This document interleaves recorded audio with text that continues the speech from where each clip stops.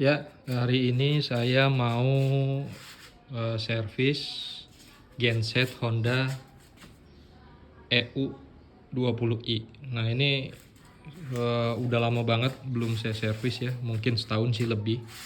Kalau rekomendasinya sih paling nggak 6 bulan sekali olinya diganti gitu kan, walaupun dipakai nggak dipakai olinya diganti. Terus setelah itu baru sekalian diservis. Nah, ini udah setahun lebih oli nggak diganti dan belum diservis. Jadi hari ini saya mau servis. Yang pertama kali kalau mau servis itu pertama alat-alatnya dulu harus disediakan. Yang pertama yang dibutuhkan itu pembuka busi. Nah, ini pembuka busi. Ini pembuka businya yang kecil ya, ukurannya, dratnya yang kecil. Sebetulnya sih dari Hondanya dikasih, dari gensetnya dikasih, dia agak panjang segini untuk pembuka businya, tapi karena hilang jadi saya pakai pembuka motor aja, pembuka busi motor. Nah, ini kalau nggak salah sih motor bebek atau enggak Honda Mio, Yamaha Mio deh, bisa ya, nggak tahu, dicek aja ya, tapi yang jelas yang kecil, ukuran yang kecil. Kemudian businya ini mereknya apa aja sih boleh, yang penting ukurannya yang sesuai gitu. Ini ukurannya yang C7HSA, ini NGK ya.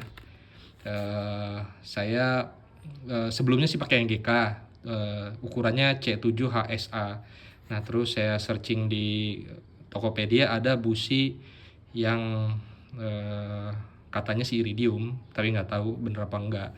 Harga 13.000. Mungkin nggak sih iridium 13.000, tapi nggak tahu lah. Nggak penting sih, apa namanya, genset pakai iridium atau enggak, kan bukan buat kebut-kebutan, cuma buat nyalanya tokcer atau enggak, cuma itu aja. Terus obeng kembang sama obeng gepeng juga bisa. Ini kan bisa kembang bisa gepeng. Kemudian ini kunci pembuka 8 mili. Kemudian pembersih karburator, ini saya beli yang carb jet, dia untuk injection sih, tujuannya supaya dia bisa membersihkan sampai ke lubang-lubang yang kecil. Untuk ini carb jet ini saya beli di toko online, 55.000. Ini saya pakai motor, saya pakai ini, mobil pakai ini gitu kan.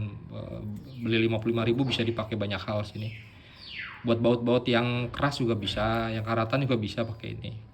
Kemudian oli. Nah, olinya saya pakai yang 1030, 1040 juga bisa, tapi motor saya pakai yang 1030, ya udah sekalian aja saya pakai yang punya motor. Olinya ini 0,4 liter untuk genset ya, untuk genset 0,4 liter. Terus corong, kalau nggak punya corong nggak apa-apa, bisa diakalin pakai apa. Ini corongnya dikasih dari Hondanya, dari beli genset dikasih corong, dikasih obeng, dikasih pembuka busi gitu. Tapi karena pada hilang, cuma sisa corong doang, ya udahlah, nggak apa-apa, pakai yang lain bisa. Oke, yang pertama kali kita akan buka busi dulu. Di sini ada dua bukaan yang di genset, satu di sini, satu di sini. Nah, untuk buka busi ada di sini posisinya. Kita tekan jempol, angkat. Nah, ini cara buka businya. Kemudian ini ditarik. Nah, businya udah kelihatan. Jadi kita buka pakai pembuka busi. Nah, ya kan, kalau yang dikasih dari Hondanya itu dia agak tinggi, dia di sini, jadi ngebukanya gampang. Tapi ini juga masih bisa dibuka sih. Ini kita pakai obeng di sininya nih. Oke. Nah, ini udah saya kendorin biar cepat aja. Oke. Nah, tuh businya udah hitam kan. Ini sebetulnya masih bisa dipakai sih. Disikat, terus dikasih tadi pakai cairan carb jet, disikat nanti bersih lagi. Tapi saya sih karena setahun sekali dan harganya busi juga nggak mahal ya, diganti aja sekalian. Nah, untuk masangnya lagi, kalau setelah selesai dibersihkan atau nggak ganti busi baru, masangnya lagi jangan langsung pakai kunci ya, pakai tangan aja dulu. Pakai tangan, diputar pakai tangan. Nanti kalau udah kencang pakai tangan, baru pakai kunci. gitu. Jangan langsung pakai kunci. Takutnya salah masuk, dipaksa jadi nanti selek dratnya. Oke, selanjutnya kita buka yang besar pakai obeng kembang. Kalau misalnya obeng kembang susah, pakai obeng gepeng ya. Karena kalau obeng kembang susah sukanya selek dia. Selek nanti bautnya malah jadi dol. Nah, ini saringannya, ini karburator, ini oli. Oke. Nah, untuk ngebuang oli memang PR juga sih. Saya nggak tahu di mana pembuangan olinya, apa ada di bawah gitu sih. Belum pernah dicari-cari. Jadi selama ini sih saya buka oli, saya tunggingin gensetnya gitu supaya olinya keluar semua. Habis itu baru diganti. Nggak tahu ada cara yang lebih cepat apa enggak, tapi selama ini saya begitu.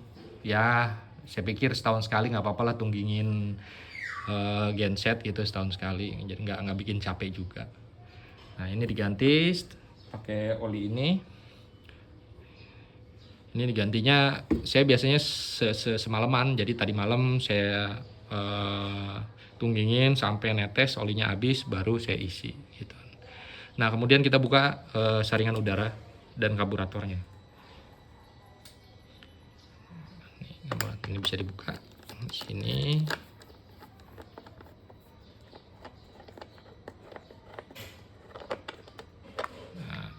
Nah, ini saringan udaranya. Ini yang aslinya hitam. Nah, ini yang karena yang aslinya udah rapuk, jadi saya ganti aja pakai busa yang lain. Yang adanya busa ini, ya udah saya pakai busa ini. Kemudian kita buka busanya karena saya rencananya mau buka karburator. Nah, kita buka karburator pakai kunci 8 mili. Kunci 8 mili.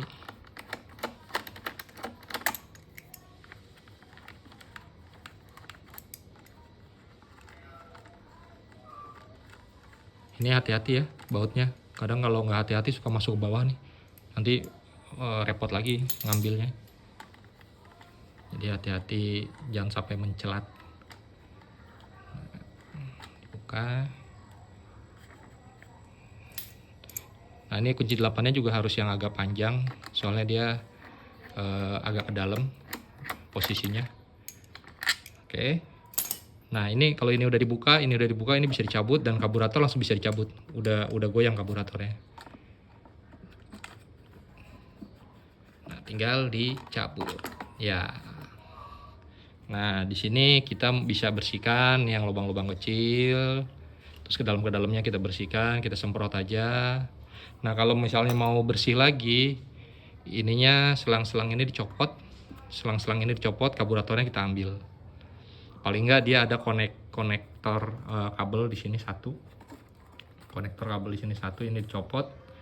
Karburatornya diambil, udah kita cuci lebih gampang nyucinya gitu. Cuma repot nyopot-nyopot selangnya aja sih. Asalkan nanti pas dipasang lagi apal ya, ini selang untuk apa, ini selang untuk apa gitu. Jangan sampai ketukar. Oke, itu aja sih buat servis genset. Hampir mirip dengan servis motor, terutama motor Vespa ya, hampir mirip. Dia cuman perapian yaitu busi, karburator, terus saringan udara, udah itu doang, sama oli. Oke. Ya, sampai ketemu lagi di video berikutnya. Thank you.